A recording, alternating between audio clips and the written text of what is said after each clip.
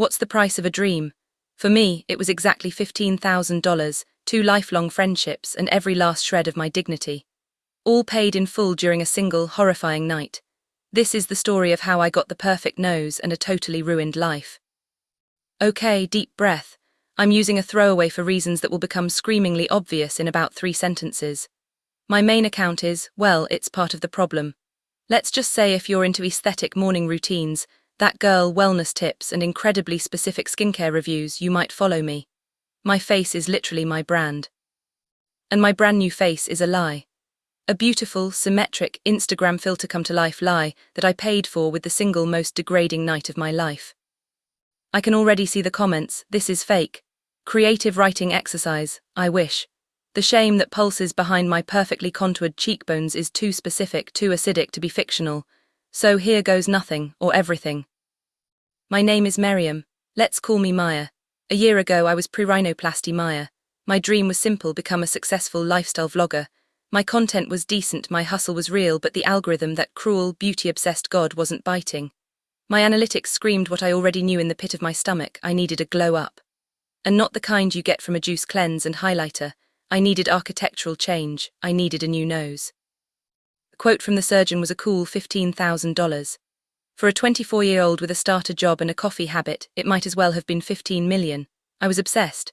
I'd stare at my profile in the camera screen, not seeing my words or my ideas, just seeing the slope I hated, the tip I despised. It was all I could see. My entire future, the brand deals, the blue check, the apartment with the absurdly large bathtub for bath bomb reviews, was pinned behind this financial wall. Enter the guys, not just any guys, my college crew, the human foundation of my social life for the better part of a decade. First, Jason, the leader, charismatic, a bit cocky, works in sales, always had a slightly possessive vibe he played off as protective big brother energy. Then Mike, the quiet, intense one, software engineer. Observant, said little, but when he did, it was usually devastatingly accurate or subtly filthy. And Glenn, the goofball, personal trainer, all easy smiles and loud laughs, the guy who defused tension with a dumb joke. We were hanging out at Jason's new, suspiciously sterile condo, the bachelor pad, as he called it with a cringeworthy wink. Drinks were flowing, the usual banter was flying. I was venting again about the vlogger grind, about the nose, about the soul-crushing cost.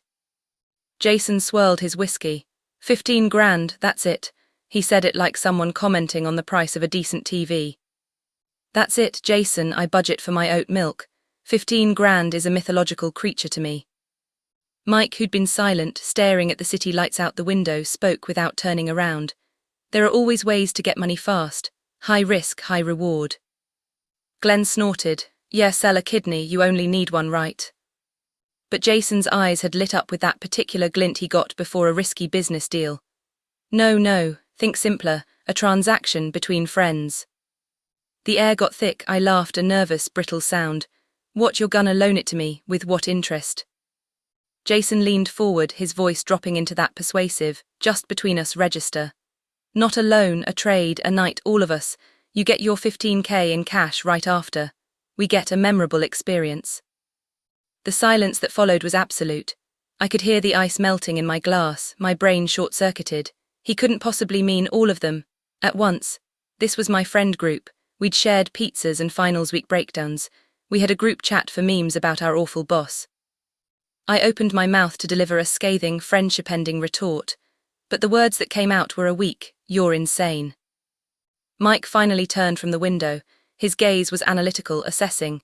It's a solution, clean, no paperwork, no lingering debt between friends, just a one-time event.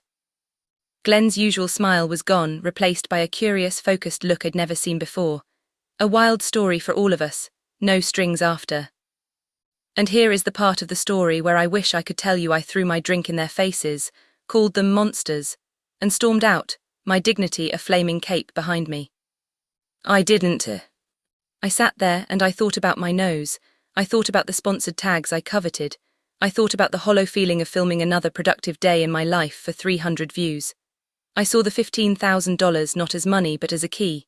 And these 3 men I'd trusted for years, they were just a lock. A complicated, horrifying one-time lock. No strings after, I heard myself ask, my voice foreign. The group stays the same, this never gets mentioned, ever. Jason's smile was triumphant. Scout's honor, just a crazy night we'll all laugh about someday. The someday part, I would learn, was the first of many lies. The plan was clinical. Next Friday, Jason's condo. I'd leave with the cash. It was presented with the logistical planning of a heist movie. The absurdity of it all was coated in a layer of just friends helping friends that made it feel almost normal. Or maybe my brain had already started its Olympic-level justification gymnastics. The week that followed was an out-of-body experience. I'd film a cheerful get-ready-with-me video, talking about self-care and positive affirmations while my mind was a screaming void. I'd look at Jason's name popping up in our normal meme-filled group chat, TGIF, ready for movie night.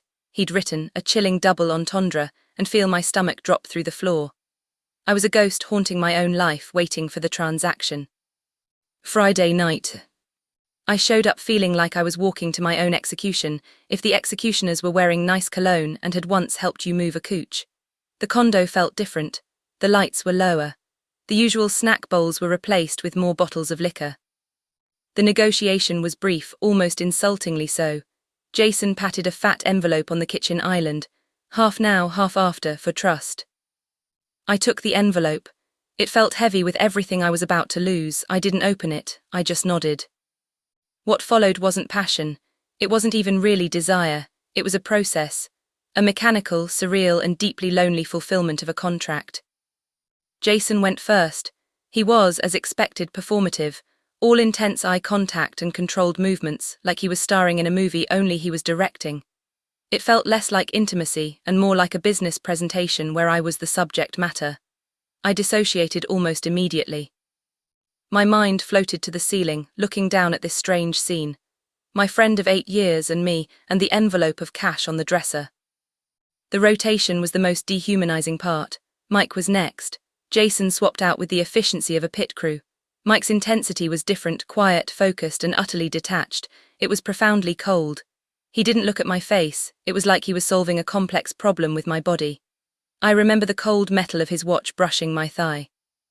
Then Glenn, the goofball, was gone. In his place was a man of startling, silent concentration. The laughter that usually defined him was absent. It was just effort. And then, the all. This is the memory that plays in 4K HDR behind my eyelids at 3 a.m. The logistical absurdity of it, mixed with the sheer, overwhelming sensory overload.